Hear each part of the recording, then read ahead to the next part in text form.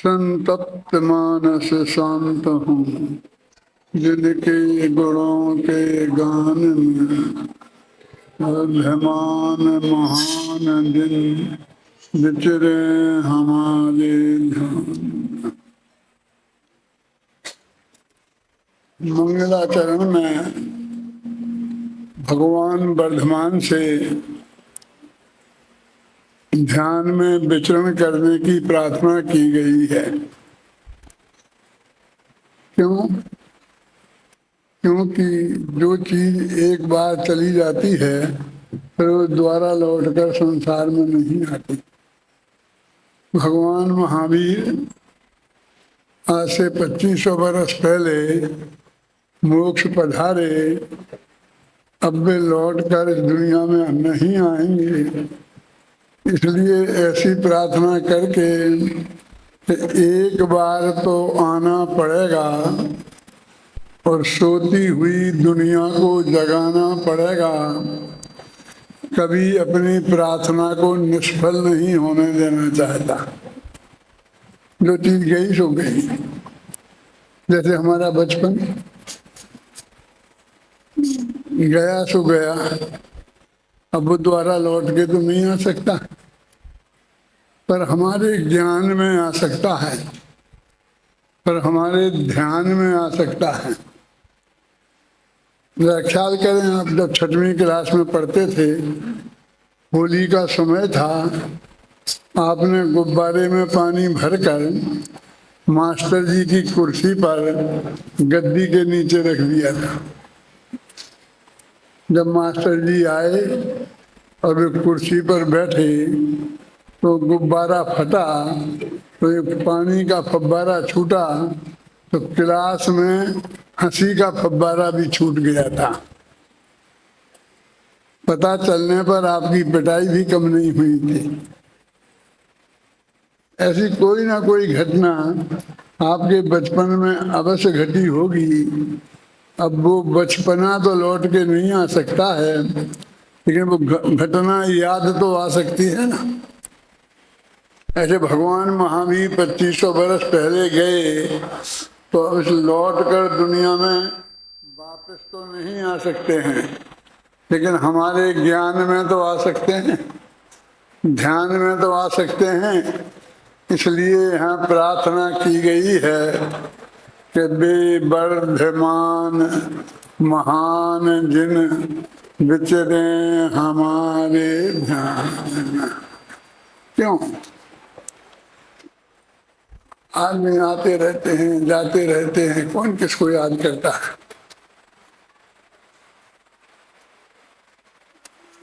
आज का ये बेदर्द जमाना, हम सुबह रोड पर जा रहे हों और रोड के किनारे कोई मरा या अधमरा आदमी पड़ा है तो कोई ये नहीं सोचता कैसे अस्पताल पहुंचा दें, शायद बच जाए, घर वालों को खबर कर दें। सब देखते हुए निकल जाते हैं और वो वहीं पड़ा रहता है। अब मौत हमारे हृदय को दहलाती नहीं है। सुबह अखबार पढ़ते हैं और उसमें समाचार आता है कि बिहार में भयंकर बाढ़ आई है, 1 लाख लोग मारे गए और 10 लाख लोग बेघरबार हो गए। हाथ से हम अखबार पढ़ते रहते हैं, चाय पीते रहते हैं, हाथ से चाय का प्याला छूटता नहीं है, फूटता नहीं है। पड़ोसी से बड़े ठाठ से कहते हैं, सुना बिहार में बाढ़ आई है, 1 लाख लोग मारे गए हैं। 1 लाख लोग का अर्थ समझते हो? पूरा बापू नगर, इतने लोग मारे गए हैं और ये चाय को चुस्की लेता रहता है, हंसता रहता है और बातें करता रहता है और ऐसे ही बातें करता रहता है। अब मौत इसके लिए कोई मायना नहीं रखती है। पहले के जमाने में मोहल्ले में कोई आदमी मरता था तो जब तक उसकी लाश ना उठ जाए कोई मुंह में पानी नहीं देता था। अरे गाय मर जाए तो भी जब तक गाय ना उठ जाए तो कोई मुंह में पानी नहीं देता। लेकिन आज तो स्मशान में भी चाय चलती है, पानी चलता है, सब कुछ चलता है। और किसी की अर्थी में जाते हैं तो ऐसे जाते हैं जैसे बारात में जा रहे हैं, पता ही नहीं चलता है कि बारात में जा रहे हैं कि अर्थी में जा रहे हैं। वहाँ खिलखिलाते रहते हैं, बातें करते रहते हैं दुनिया भर की, राजनीति की। मतलब आज मौत कोई मायना नहीं रखती। सगा बाप मरता है ना, तुम 3 दिन से ज्यादा याद नहीं रख पाते हैं। तीसरा दिन हुआ नहीं कि व्यापारी जाके अपनी दुकान खोल लेता है, कहता है सीजन चल रहा है। नौकरी पेशा अपनी नौकरी पर चला जाता है, कहता है छुट्टी बाकी नहीं है। क्यों आवाज नहीं आ रही क्या? सब तक आवाज पहुंच रही क्या? नहीं, अब आ रही, पहले नहीं आ रही थी ना। तो शांति से बैठे बैठे आप आए तो ठीक है, नहीं आए तो ठीक है।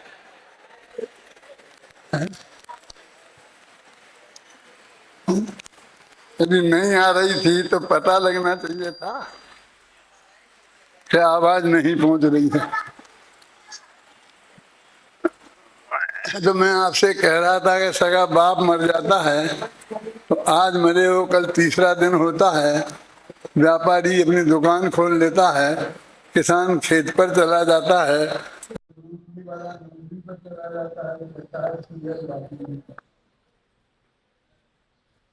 जो सारी जिंदगी पाप की कमाई करता है, पाप की गठरी बांधकर अपने माथे पर ले जाता है और सारी कमाई तुम्हारे लिए छोड़ जाता है।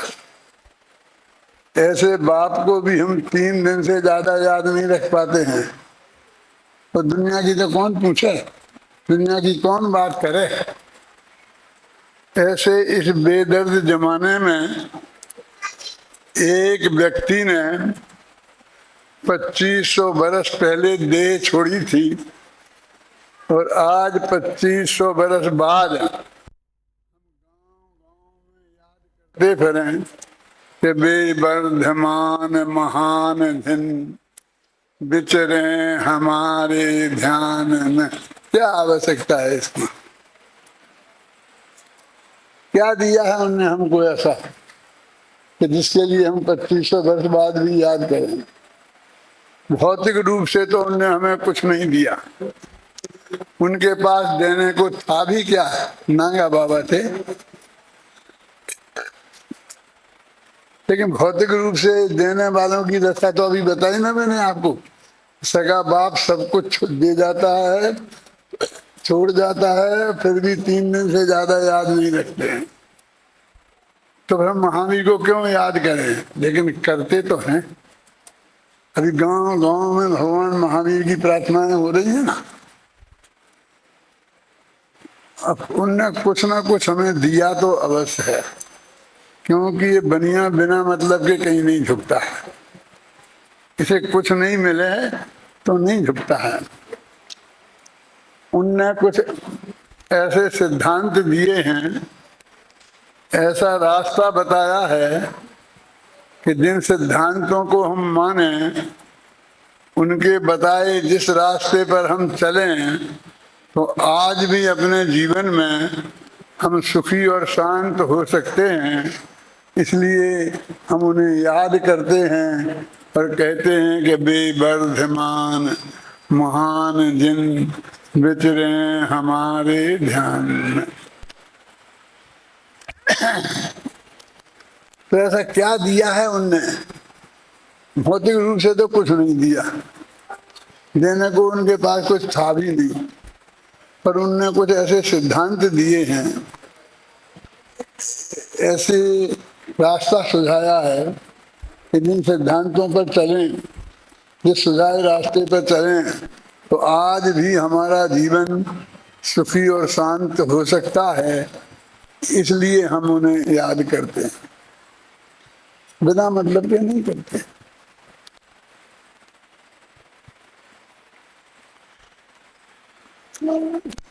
इस जगत में बहुत से लोग कहते हैं कि भगवान महावीर आउट ऑफ डेट हो गए। क्यों कि 2500 वर्ष पहले जो रास्ता उनने सुझाया था, हो सकता है कि वो रास्ता उन जमानों में किसी काम का रहा हो। कहाँ वो बैलगाड़ी का जमाना और कहाँ आज हम रॉकेट की दुनिया में आ गए हैं। आज हमारे क्या काम का।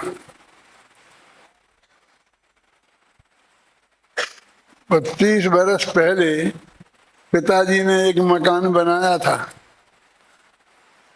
और आज हम सोचने लगते हैं कितने में बिक जाएगा, क्योंकि हमें पसंद नहीं आता है। उन्हें पसंद नहीं था कि घर के बीच में लैट्रिन बनाए, वे तो बनाते ही नहीं, जंगल में जाते थे ना, लेकिन फिर भी उन्होंने घर के कोने में एक जगह बना दी थी। वो हमें पसंद नहीं है। हमें तो हर कमरे में, हर बेडरूम में लैट्रिन चाहिए। और तरक्की हमने की तो एक दिन ऐसा आएगा कि बेड पे ही चाहिए पड़ेगी। अभी तो बेडरूम में चाहिए पड़ती है, अब क्या बेड पे ही। और आपकी इच्छा पूरी हो जाएगी जब डॉक्टर आपको बेड रेस्ट बताएगा और ये कहेगा कि यही सब कुछ करना है, तो आपकी वो इच्छा भी पूरी हो जाएगी। जमाना इतनी तेजी से बदल रहा है, इस बदलते हुए जमाने में मौत का समाचार हमारे चित्त को आंदोलित नहीं करता है। इसलिए बहुत से लोग कहते हैं कि महावीर आउट ऑफ डेट हो गए। उनसे मैं ये कहना चाहता हूँ, कोई भी व्यक्ति देश से अप टू डेट नहीं होता है, अपने विचारों से अप टू डेट होता है। यदि भगवान महावीर के विचार हमारी आज की समस्याओं को सुलझाने में समर्थ हैं तो वे एकदम अप टू डेट है। जो व्यक्ति देश से अप टू डेट होगा ना, उसका बेटा ही उसे आउट ऑफ डेट कर देगा। मेरे पिताजी पगड़ी बांधा करते थे और जब वो पगड़ी बांधते थे तो दर्पण के सामने बैठ करके 1 घंटा लगता था। और जब उस पगड़ी को पहनकर बाजार में निकलते थे तो अपने को कम अप टू डेट नहीं समझते थे। हमने वो पगड़ी उछाल दी, टोपी लगा ली और अप टू डेट बन गए। सगे बाप को आउट ऑफ डेट कर दिया। हमारे बच्चों ने वो टोपी भी फेंक दी और नंगे सिर हो गए और अप टू डेट बन गए। उन्हें हमें आउट ऑफ डेट कर दिया। अब जब पगड़ियां थी तो पगड़ियां उछलती थी, जब टोपियां थी तो टोपियां उछलने लगी। अब आग ना पगड़ी है ना टोपी है, तो क्या करते, बाल ही उड़ने लग गए।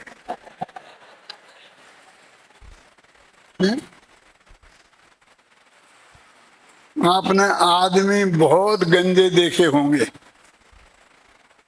लेकिन माताएं बहनें एक भी गंदी नहीं देखी होगी। ऐसा क्यों है, सोचा कभी? वही घर में वही खाना खाते पीते आदमी हैं और उनके सबके बाल उड़ जाते हैं और माताओं बहनों के नहीं उड़ते हैं। क्योंकि माताओं बहनों के माथे पर उड़ने के लिए साड़ी का एक पल्लू रहता है, तो वो उड़ता रहता है तो बाल बचे रहते हैं। अब हमारे माथे पे कुछ रहा ही नहीं, पगड़ी गई, टोपी गई, तो बाल ही थे तो वे ही उड़ गए। अब समझ लो किसका नंबर है, हा? समझ जाओ, नहीं तो एक दिन फिर माथा ही उड़ जाएगा। वास्तव में तो कोई व्यक्ति देश से अप टू डेट नहीं होता। उसे एक ना एक दिन आउट ऑफ डेट बनना होना ही होगा। और यदि डेट से भी हम अप टू डेट माने तो भगवान महावीर तब भी आउट ऑफ डेट नहीं हो सकते हैं। क्यों? क्योंकि वे विदाउट ड्रेस थे। जब कोई ड्रेस ही नहीं थी, जब ड्रेस होगी तो अब है ना, ड्रेस ही नहीं थी। वो तो उनके विचार हमारी समस्याओं को सुलझाने की में सामर्थ्य है।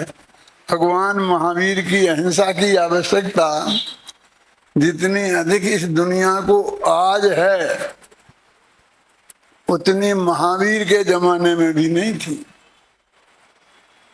लोग कहते हैं कि उस जमाने में लोग लाठियों और पत्थरों से लड़ते थे।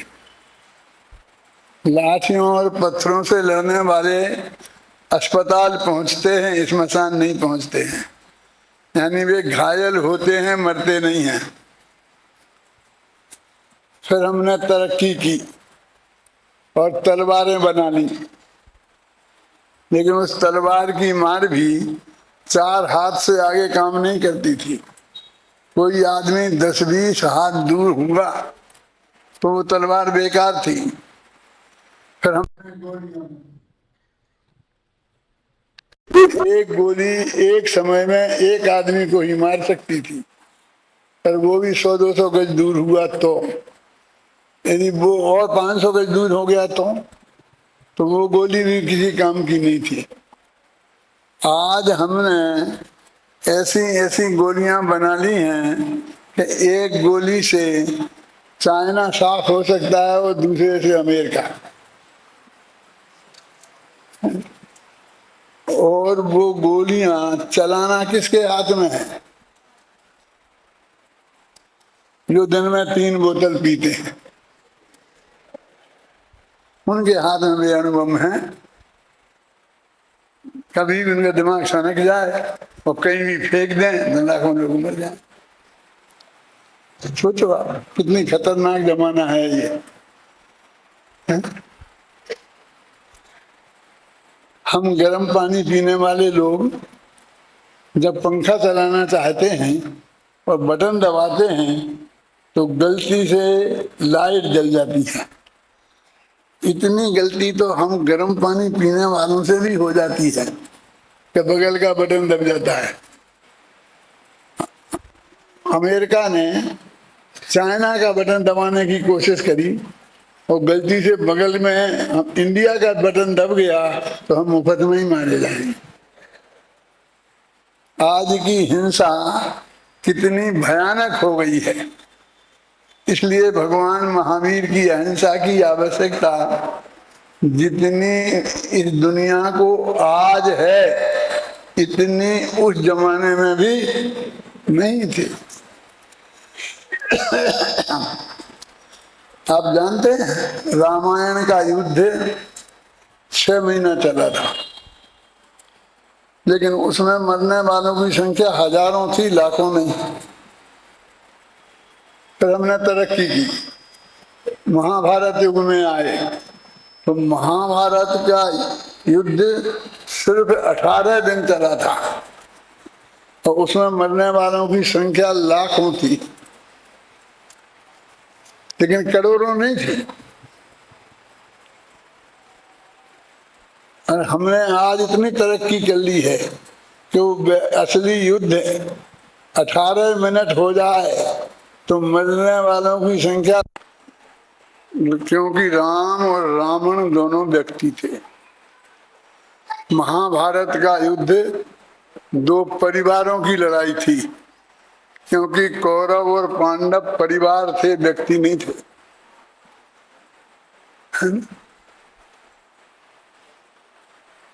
जो सन 47 में दंगे हुए थे ना भारत में,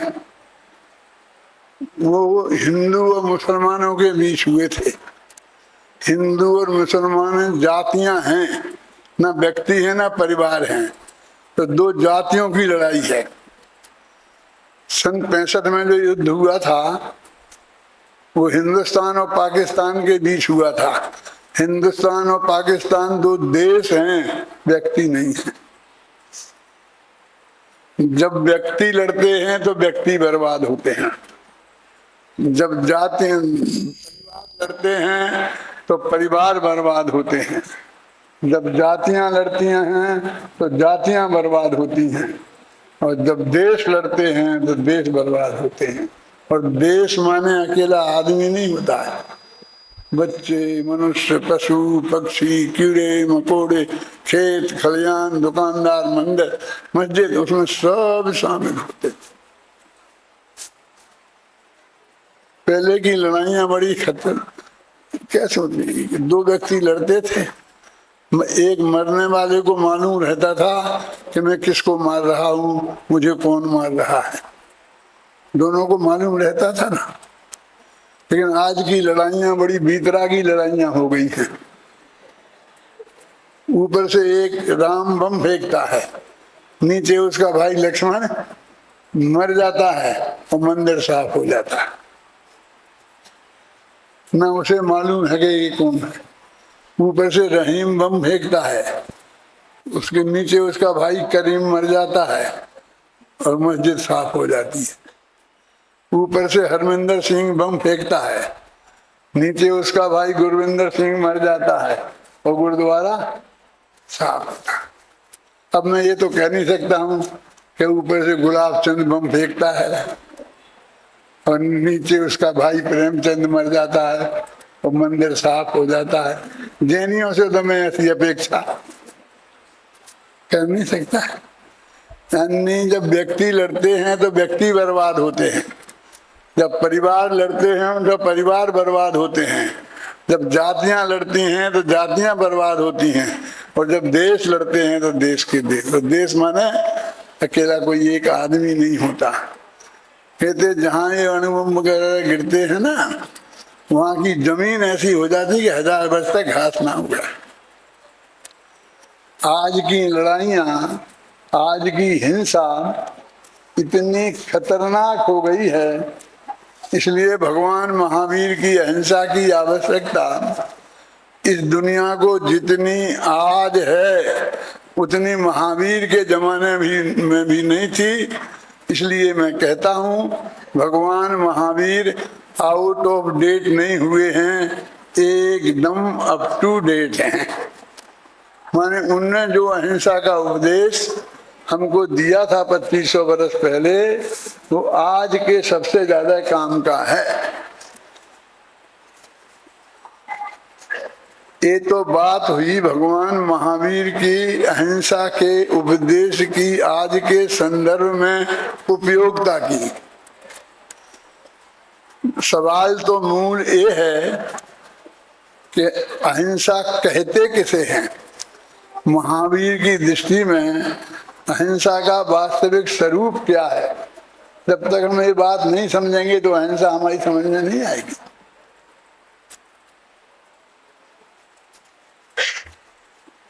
महाकवि व्यास के पास उनके कुछ शिष्यगण पहुंचे, किसान लोग थे, और उन्होंने कहा महाराज तुमने 18 पुराण बनाए हैं, वो भी संस्कृत भाषा में, इतने मोटे मोटे पोथन ने, हम तो हिंदी भी ढंग से नहीं पढ़े हैं, तो हम इन्हें कैसे पढ़ सकते हैं। और इतना लंबे लंबे पुराण पढ़ने की फुर्सत हमें कहाँ है। आप हमें 1.5 लाइन में इनका सार बता दीजिए कि इसमें आपने क्या लिखा है। तो उनका बैठो, ये पुराण हमने हम जैसों के लिए ही लिखे, तुम तो इतना समझ लो। कितना? 18 पुराणेषु व्यासस्य वचनद्वयम् परोपकारः पुण्याय पापाय परपीडनम्। 18 पुराणों में महाकवि व्यास ने 2 ही बातें लिखी हैं कि परोपकार करोगे तो पुण्य होगा, पर को पीड़ा पहुंचाओगे तो पाप होगा।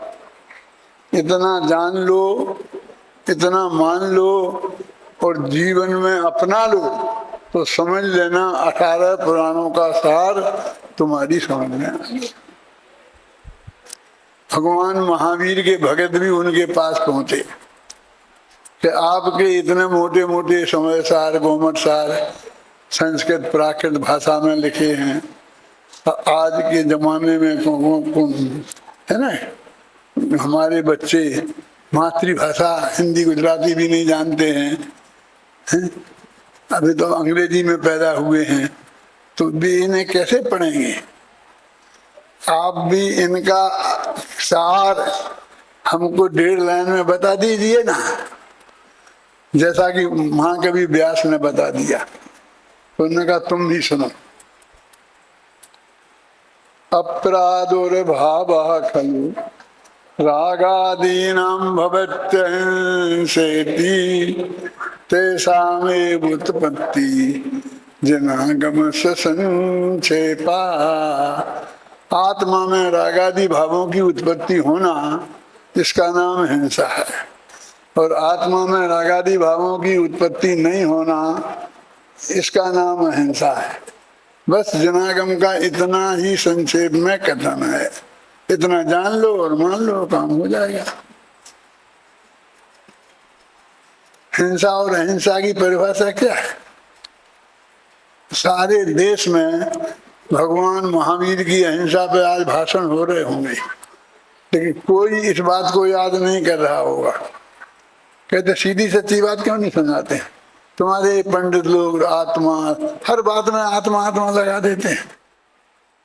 अरे दुनिया सीधी सच्ची बात बोलेंगे, दुनिया में मार काट का होना, इसका नाम हिंसा है, और दुनिया में मार काट का नहीं होना, इसका नाम अहिंसा है। बस सबकी समझ में आ जाती है, लेकिन इन्हें तो हर बात में आत्मा चाहिए। सोनगढ़ हो आए होंगे,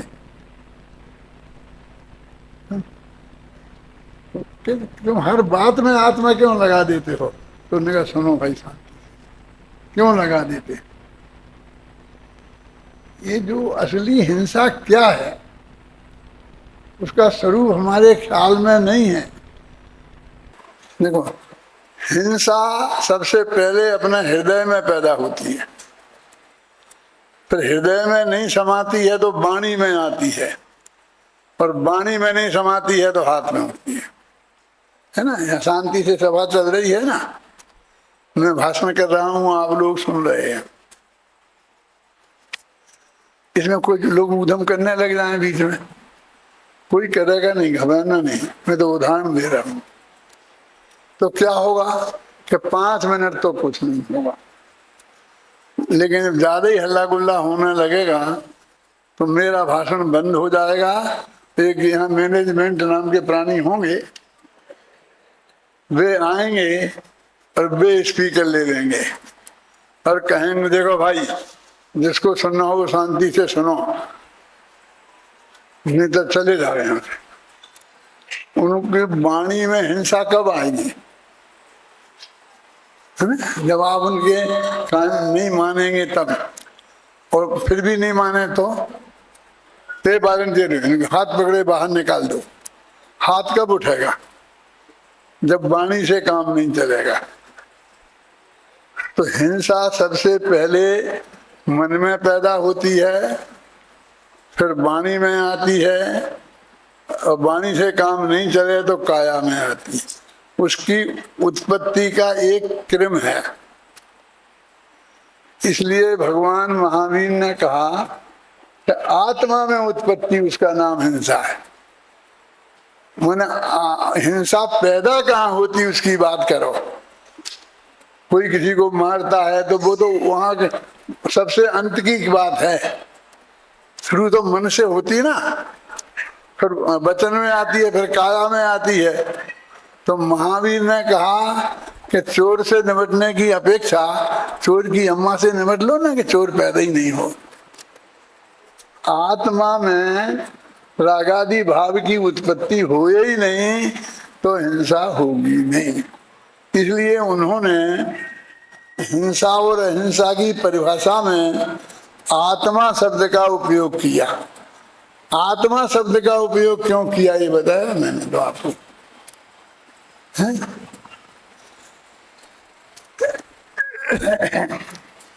एक मास्टर जी थे, उनने मास्टरनी से कहा कि आज जरा हमें जल्दी जाना है, रोटी जल्दी बनाना। तो मास्टरनी बोली कि आज रोटी जल्दी नहीं बन सकती।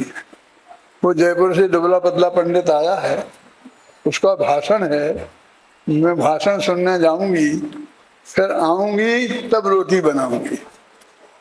तो मास्टर जी का माथा गर्म हो गया, नाराज हो गए। बेचारी मास्टरनी जी घबराई, आधा व्याख्यान छोड़ के आई, जल्दी जल्दी रोटी बनाई, लेकिन मास्टर जी का माथा मास्टरनी के तवा से ज्यादा गर्म हो गया था, इसलिए मास्टर जी बिना खाए ही चले गए स्कूल। कितना गुस्सा आया होगा मास्टरनी को, प्रवचन भी छूटा और ये भी बिना भूखे ही चले गए। गुस्सा तो मास्टर जी को भी कम नहीं आ रहा था, लेकिन वहां न पत्नी थी न घर के बच्चे थे, पराए बच्चे थे, तो उनने उनकी धुनाई शुरू कर दी। एक दफे हिंसा यदि हृदय में पैदा हो गई तो वो कहीं ना कहीं निकलेगी अवश्य, है ना। इसलिए महावीर ने कहा कि वो मन में ही हिंसा पैदा नहीं हो, आत्मा में ही हिंसा पैदा नहीं हो तो वाणी में भी नहीं आएगी और क्रिया में भी नहीं आएगी। तो उन्होंने हिंसा और अहिंसा की परिभाषा में आत्मा शब्द का उपयोग क्यों किया है? कि आत्मा में राग आदि भावों की उत्पत्ति, उसका नाम हिंसा है, पर आत्मा में राग आदि भावों की उत्पत्ति नहीं कहना, उसी का नाम अहिंसा है। और तो ये जो हिंसा और अहिंसा का जो वास्तविक स्वरूप है वो तो दुनिया जानती नहीं। तो एक आदमी बोला कि भाई साहब, आप अकेले आत्मा में जो राग पैदा होता बस वही हिंसा है, कि दुनिया में जो इतनी मारकाट होती है, सैकड़ों लोग मरते हैं, वो हिंसा नहीं है क्या? तुम जैनी लोग द्रव्य हिंसा को हिंसा नहीं मानते हो? अकेली भाव हिंसा को ही हिंसा मानते हो? कि नहीं मानते हैं, मानते हैं। क्या मानते हो? कि द्रव्य हिंसा को भी हम हिंसा मानते हैं, ख्याल में आए ना। लेकिन वही हिंसा का नियम ऐसा है कि वो पहले जब मन में आती, फिर वचन में आती, फिर काया में आती है। यदि उस हिंसा को रोकना है तो मन से सफाई करना पड़ेगी। देखो, जितनी भी द्रव्य हिंसा होती है तो सबसे ज्यादा द्रव्य हिंसा समझते हो ना, ये जीवों का मरना, ये मारना, युद्धों में होती है। सबसे ज्यादा द्रव्य हिंसा युद्धों में होती है, और युद्ध 3 कारणों से होते हैं। कौन कौन से? जर, जोरू और जन। जर माने रुपया पैसा, इसके पीछे झगड़े होते हैं। और जोरू माने पत्नी, औरत, और जमीन का अर्थ तो समझते ही हो। ये 3 चीजों के पीछे झगड़े होते हैं, युद्ध होते हैं। जितनी भी हिंसा होती है, द्रव्य हिंसा, वो युद्धों में होती है, और युद्ध इन 3 कारणों से होते हैं। तो वो कहते हैं कि 3 कारणों से होते हैं, तो इनके प्रति राग के कारण होते हैं कि द्वेष के कारण?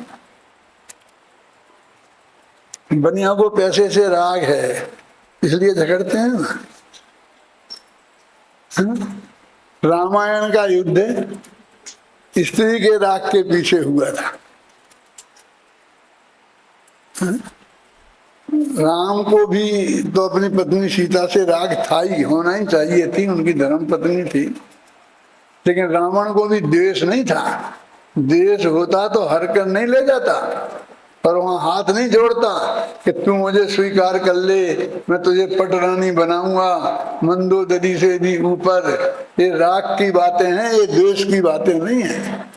तो रामायण की में जितनी भी द्रव्य हिंसा हुई युद्ध में, वो सब राग के कारण हुई। और कौरवों को तो जमीन से राग था ही, पांडवों को भी द्वेष नहीं था। उन्होंने कहा था ना कि 5 गांव दे दोगे तो हम समझौता कर लेंगे, लेकिन कौरवों ने कहा कि बिना लड़ाई के, बिना युद्ध के एक सुई की नोक के बराबर जमीन नहीं मिलेगी। वो महाभारत हो गया। कौरवों को तो राग था ही जमीन से, लेकिन पांडवों को भी 5 गांव काय के लिए चाहिए थे। क्या बात करते हो, 5 गांव भी नहीं मिलते उन्हें, तो बेचारे रहते कहाँ? मेरे पास तो एक भी गांव नहीं है और मैं तो आराम से रह रहा हूं। अरे एक गांव के घर भी नहीं है भाई साहब, मैं तो संस्था के घर में रहता हूं, है ना। रहने के लिए घर चाहिए। क्या बात करते हो, कैसा पंडित है, घर नहीं चाहिए। अरे हमारे इस देश का गृह मंत्री था ना सबसे पहले, वो बिना घर का था। लाल बहादुर शास्त्री का हिंदुस्तान में कहीं घर नहीं था, अब देश के गृह मंत्री थे। 5 गांव तो मिल जाते, क्योंकि उनके मन में ये था कि खड़े रहने को जगह तो मिल जाए, फिर हम देख लेंगे, तैयारी ऐसी करेंगे, एक एक को देखेंगे। लेकिन हमने नहीं मानी। तो महाभारत का युद्ध जमीन के प्रति राग के कारण हुआ, रामायण का युद्ध पत्नी के प्रति राग के कारण हुआ, और पैसे के का युद्ध पैसे के प्रति राग के कारण होता है क्या? द्वेष। ये सारे बनिए जो झगड़ते हैं पैसे के राग के कारण झगड़ते हैं कि द्वेष के कारण? घबराना नहीं, बनिया माने तुम नहीं है। ये सारी दुनिया आज बनिया हो गई है। इतने सारे लड़ाइयां क्यों हो रही है? अमेरिका ने अब हथियार बना के रखे हैं, वो बेचने हैं। तो लड़ाइयां नहीं होंगी तो हथियार कौन खरीदेगा? रसिया ने भी कंपनी बना के रखे, उसे भी वो बेचने हैं। ये सब बनिया हो गए हैं, है? तो एक राग के कारण ही वास्तव में हिंसा होती है, द्रव्य हिंसा भी। राग स्वयं तो भाव हिंसा है ही, जो द्रव्य हिंसा होती है वो भी राग के ही कारण होती है। इसलिए उन्होंने बहुत सोच समझ के कहा कि आत्मा में रागादि की उत्पत्ति उसका नाम है।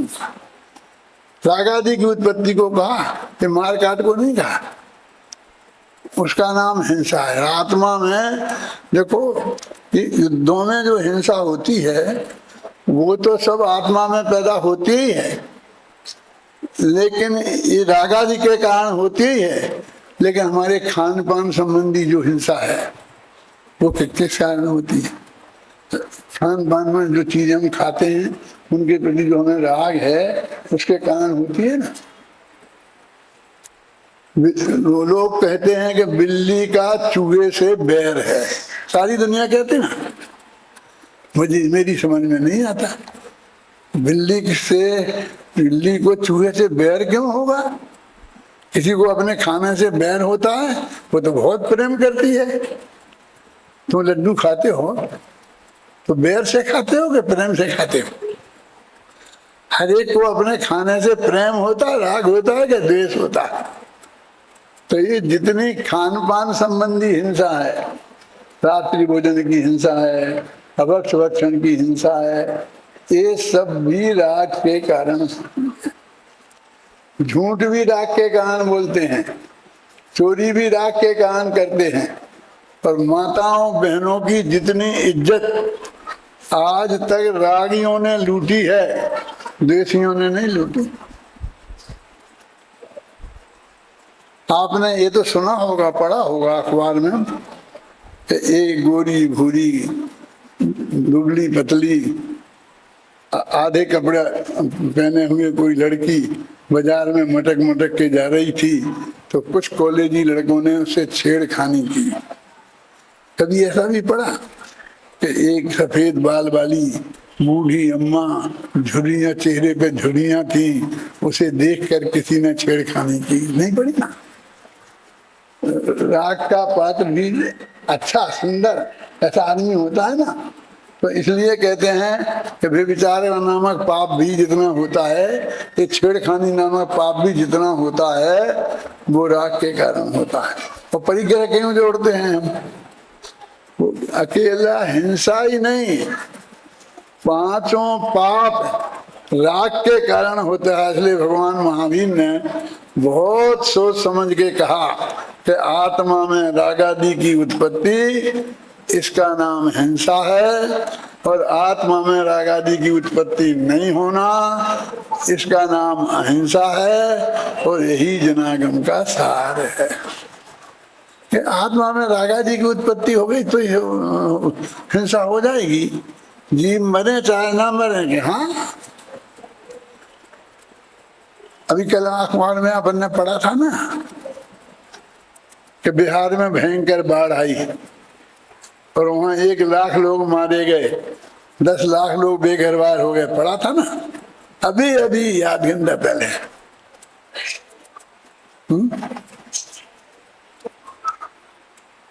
मैं क्या बता रहा था आपको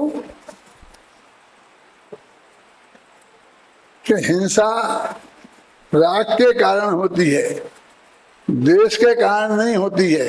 द्वेष गौण रूप से है, लेकिन मुख्य रूप से राग है। खान पान संबंधी, पहनने ओढ़ने संबंधी, ये जो अपने चमड़े के जूते पहनते हैं ये माताएं बहनें, ये सिल्क की साड़ियाँ, 1 मीटर सिल्क बनती है तो 5000 कीड़े चाय जैसे उबालना पड़ते हैं। तो आपकी 5-6 मीटर की जो साड़ी होगी उसमें 30,000 कीड़े उबाले होंगे, और उससे जो सिल्क बनी वो उसकी सिल्क की साड़ी है।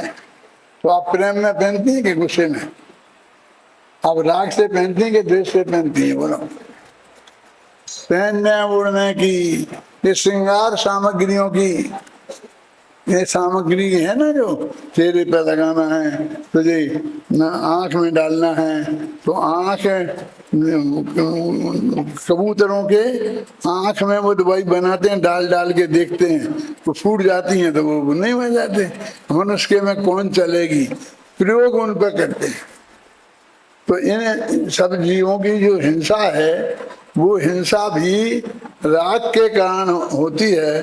तो उन्होंने बहुत गहराई से समझ बूझ कर ये बात कही है कि आत्मा में रागादि भावों की उत्पत्ति, उसका नाम हिंसा है, और आत्मा में रागादि भावों की उत्पत्ति नहीं होना, उसका नाम अहिंसा है। और यही जनागम का सार है।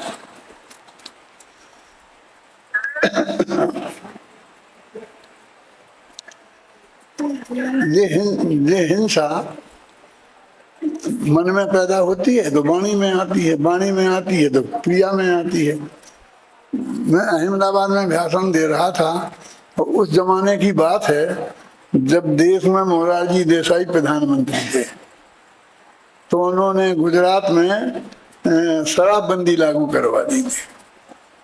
और जब मैं वहाँ भाषण दे रहा था तो उस सभा के अध्यक्ष हरी सिंह चावड़ा शराबबंदी मंत्री थे, वो मेरे बगल में बैठे। अब ज्यादा देर मिनिस्टर लोग चुप नहीं बैठ सकते हैं, तो बीच बीच में बोलते थे। बोले हाँ वो तो ठीक है हिंसा, आप तो ये बताइए कि ये हिंसा रुके कैसे। मैं क्या बताते हैं, धैर्य शांति रखो, शांति रखो, बताते हैं। मैंने कहा ये बताओ तुम शराबबंदी मंत्री हो ना? बोले हाँ हाँ। तो शराबबंदी का अभी क्या चल रहा है? मैंने कहा शराबबंदी लागू है, और आदमी बाजार में एक आदमी शराब पिया डोलता है तो पुलिस वाले पकड़ते हैं, 2-4 चांटे मारते हैं, जेब में 10-20 रुपया हो तो छीन कर छुट्टी कर देता है। ऐसे शराबबंदी सफल हो जाएगी? नहीं होगी। तो कैसे होगी? कि जिन होटलों में वो अवैध शराब मिलती है उन होटलों पे छापा मारो। तो यहाँ करना तो ऐसा ही पड़ेगा। तो मैंने अच्छा होटल पे छापा मारा, 10-20 बोतलें मिली, पुलिस वालों ने मिल बांट कर पी ली। और होटल वाले को 100-200 रुपया लेकर छोड़ दिया, तो शराबबंदी सफल हो जाएगी कि नहीं? तो क्या करना पड़ेगा कि जहां वो अवैध शराब बनती है उन भट्टियों पर छापा मारना पड़ेगा और शराब को बनना बंद करना पड़ेगा। क्योंकि यदि भट्टियों में शराब बनेगी तो बाजार में, मार्केट में आएगी आएगी और आएगी, जाएगी कहाँ? और मार्केट में शराब आएगी तो लोगों के पेट में जाएगी जाएगी और जाएगी कहाँ? और लोगों के पेट में शराब जाएगी तो उनके माथे में भन्नाएगी भन्नाएगी और भन्नाएगी होगी। यदि हम चाहते हैं कि लोगों के माथे में शराब ना भन्ना है तो हमें इंतजाम करना होगा कि लोगों के पेट में न जाए। यदि हम चाहते हैं कि शराब लोगों के पेट में न जाए तो हमें इंतजाम करना होगा कि मार्केट में न आए। और हम चाहते हैं कि शराब मार्केट में नहीं आए तो हमें इंतजाम करना होगा कि वो बने ही नहीं, तब जाकर ये शराबबंदी सफल हो सकती है। तो आत्मा की भट्टी में हिंसा की शराब जब तक बनेगी, मन में ये बात बनेगी, तब तक वाणी में आए बिना रहेगी नहीं। और जब वाणी में आएगी तो काया में आए बिना रहेगी। यदि हमें इस हिंसा को रोकना है तो आत्मा में से राग आदि भाव को हटाना पड़ेगा, तब ये हिंसा रुकेगी। इसके रोकने का एकमात्र तरीका यही है। तो हम वास्तव में आत्मा में रागादि भाव की उत्पत्ति, इसका नाम हिंसा है। अब थोड़ी और बारीक बात मैं आपसे कहना चाहता हूँ। राग आदि की उत्पत्ति, शुभ राग की भी, भगवान की पूजा भक्ति, ये सब जो भी हम शुभ है वो भी हिंसा है। जो लिखा तो है क्लियर, राग आदि की उत्पत्ति, खोल के तो नहीं लिखा कि शुभ राग की उत्पत्ति हिंसा नहीं है, अशुभ राग की उत्पत्ति हिंसा है। अरे भाई, इस राग आदि के कारण तो मैंने बताया ना, जितने युद्ध में जितनी हिंसा हुई है वो जड़जोड़ू जमीन के कारण हुई, और जड़जोड़ू के जमीन के कारण के प्रति राग के कारण हुई। तो धर्मानुराग की वजह से इस दुनिया में जितनी हिंसा हुई उतनी और किसी हिंसा से नहीं हुई। लाखों यहूदियों को जिंदा जला दिया, जमीन में गाड़ दिया हिटलर ने, है ना, गाड़ दिया ना। वो सब काहे के धर्म के ही नाम पर हुई ना। हिंदू मुसलमान को मारते, मुसलमान हिंदुओं को मारते, काहे के नाम पर? धर्म के नाम पर। जाने दो ना हिंदू मुसलमानों को। दिगंबर श्वेतांबर भी आपस में इतना लड़ते हैं, वो काहे के नाम पर लड़ते हैं? किसी का झगड़ा में घर के मामले में होता है? कुछ नहीं। प्रेम से, धंधे व्यापार में कोई झगड़ा नहीं। ये नहीं कहते हमें श्वेतांबर में से माल नहीं खरीदेंगे, ऐसे माल हम नहीं बेचेंगे, ये श्वेतांबर डॉक्टर से हम फिर ऑपरेशन नहीं कराएंगे, हमें तो दिगंबर डॉक्टर चाहिए, ये कोई नहीं कहता। क्या आपका ऑपरेशन करा रहे हैं? हाँ, किन से डॉक्टर से करा रहे? वो अब्दुल रहमान है ना। क्या बात कह रहे? वो तो मुसलमान है। अरे मुसलमान है लेकिन डॉक्टर अच्छा है। अच्छा, तो इसलिए उससे ही कराओगे? कि मैंने सुना है कि उसने अपनी पत्नी को तलाक दे दिया है। वो अच्छा आदमी नहीं है? कि आदमी अच्छा नहीं होगा लेकिन डॉक्टर अच्छा है। हम तो ऐसा कोई राग देश नहीं रखते। क्यों? तलाक दे दिया हो तो मना है तो जो कुछ भी करे, शराब पीता है, पीता होगा। मैंने सुना है कि जब वो शराब पी लेता है तभी अच्छा ऑपरेशन करता।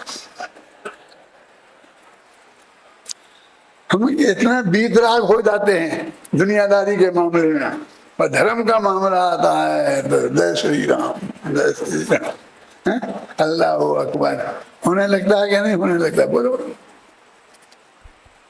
मैंने कहा ना, अपन हमसे अपनी बात करें ना, हम 10 पीढ़ी से लड़ते आ रहे हैं संदेश शिखर के लिए, आज तक तो किसी को मिला नहीं है ना। लंदन तक लड़ जाए थे अंग्रेजों के जमाने में, अभी भी सुप्रीम कोर्ट में चल रही है केस। ये तो हम बनिया है ना, इसलिए खून खच्चर नहीं होता है, बस हम अदालतों में ही लड़ते हैं, लेकिन लड़ रहे हैं ना दिन रात। तो जितनी भी धर्म के नाम पर दुनिया में हिंसा हुई है, इसलिए ही धर्म बदनाम हो गया है। तो राग किसी भी प्रकार का क्यों ना हो, राग आग है, और राग आग दहे सदा, ताते समामृत से ये चिर भजे साहेब इनको त्याग निज पद बे। ये राग तो आग है, चंदन की होगी तो भी जलाएगी और नीम की होगी तो भी जलाएगी। आग जो है चंदन की आग ठंडक पहुंचाएगी ऐसा थोड़ी है। चंदन भले ही ठंडक पहुंचाए, चंदन की आग ठंडक नहीं पहुंचाती है। धर्म भले ही ठंडक पहुंचाए, लेकिन धर्मानुराग ठंडक नहीं पहुंचाता है? वो तो झगड़े ही कराता है कि नहीं कराता है। धर्म के नाम पर इस सारी दुनिया में कितना झगड़े हुए, कितनी हिंसा हुई। तो द्रव्य हिंसा जिसे हम कहते हैं, वो हिंसा भी भाव हिंसा माने राग के बिना नहीं होती। राग के ही कारण से वो हिंसा होती है। इसलिए भगवान महावीर ने बहुत सोच समझ के कहा। ऐसा नहीं है कि बहुत बड़े शास्त्रों में ये पुरुषा सिद्ध उपाय है ना, अपने बच्चे सब पढ़ते हैं। ये हमारे सारे विद्यार्थी यहाँ बैठे इनने सबने पढ़ा हुआ है। पढ़ा ना, हाथ उठाओ कितने लोगों ने पुरुषा सिद्ध उपाय पढ़ा। उसका जो 44वां छंद है वो यही है जो मैं बोल रहा हूँ कि आत्मा में राग आदि की उत्पत्ति, उसका नाम हिंसा है, और आत्मा में राग आदि की उत्पत्ति नहीं होना, उसका नाम अहिंसा है। और यही जनागम का सार है, जैन धर्म का सार यही है कि आत्मा। तो कहते भाई ये हिंसा रुके कैसे, आत्मा से राग आदि रुके तो हिंसा रुकेगी, और अन्यथा हिंसा नहीं रुक सकती है। यदि वो हमारे मन में आएगी तो वाणी में आएगी, क्योंकि एक दफा मन में पैदा हो गई तो वाणी में आए बिना रहेगी नहीं। अंदर आग लग गई तो बाहर से जले बिना न रहेगी नहीं, है ना। तो इसलिए कहते हैं उन्होंने स्पष्ट शब्दों में कहा कि आत्मा में राग आदि की सब शुभ राग, अशुभ राग, मंद राग, तीव्र राग, राग किसी भी कितने ही प्रकार का हो, तो आग तो कोई किस प्रकार चंदन की हो या नीम की हो, वो जलाने का काम करती है। तो राग तो हिंसा है, वो तो पाप ही है भयंकर। इसलिए किसी भी प्रकार का राग है तो वो कहता है कि नहीं साहब, अपने इतना तो कर सकते हैं, न राग लिखा है तो उसमें से शुभ राग को नहीं माने, अकेले अशुभ राग को माने। मैंने कहा वो आचार्य नहीं समझते थे कि हम शुभ राग नहीं लिखेंगे, क्लियर अकेला राग लिखेंगे तो उसका अर्थ लोग ऐसा समझेंगे। तो वे क्लियर शुभ राग लिख देते हैं ना, तो उनने तो राग शब्द लिखा है, वो बहुत सोच समझ के लिखा है, तुम्हारे ऊपर नहीं छोड़ा है, समझ में आया ना। क्योंकि राग की वो किसी भी प्रकार का हो, अपने यहाँ तो क्लियर लिखा है ये राग आग दहे सना, ताते समामृत से ये चिर भजे विषय कसाए, अब तो त्याग निज पद बे। कहते आप बात तो बहुत अच्छी कहते हैं, लेकिन अकेले हमारे मान लेने से क्या हो जाएगा। आप पहले सारी दुनिया को समझा के आओ, और सारी दुनिया मान लेगी तो हम भी मान लेंगे। अकेला चना थोड़ी भात फोड़ सकता है। बात तो आपने बहुत अच्छी कही, अब सारी दुनिया को समझा के आएंगे तब आप समझोगे। हैं? अरे भाई, अहिंसा तो अमृत है, समझे ना। अमृत तो एक आदमी पिएगा तो उसका लाभ उसको होगा, जो अपनाएगा उसे लाभ होगा। यदि व्यक्ति अपनाएगा तो व्यक्ति को लाभ होगा, परिवार अपनाएगा तो परिवार को लाभ होगा, समाज अपनाएगा तो समाज को लाभ होगा, देश अपनाएगा तो देश को लाभ होगा, और दुनिया अपनाएगी तो दुनिया को लाभ होगा। इसलिए दूसरों पर मत टालो। Charity begin from home. अच्छे काम को अपने घर से ही आरंभ कर देना चाहिए। इस मंगल भावना के साथ हम अहिंसा को अपने जीवन में अपनाएं, स्वयं सुखी हों और दूसरों को भी सुखी होने में सहायक बने। ऐसी मंगल भावना के साथ मैं अभी की बात समाप्त करता हूँ।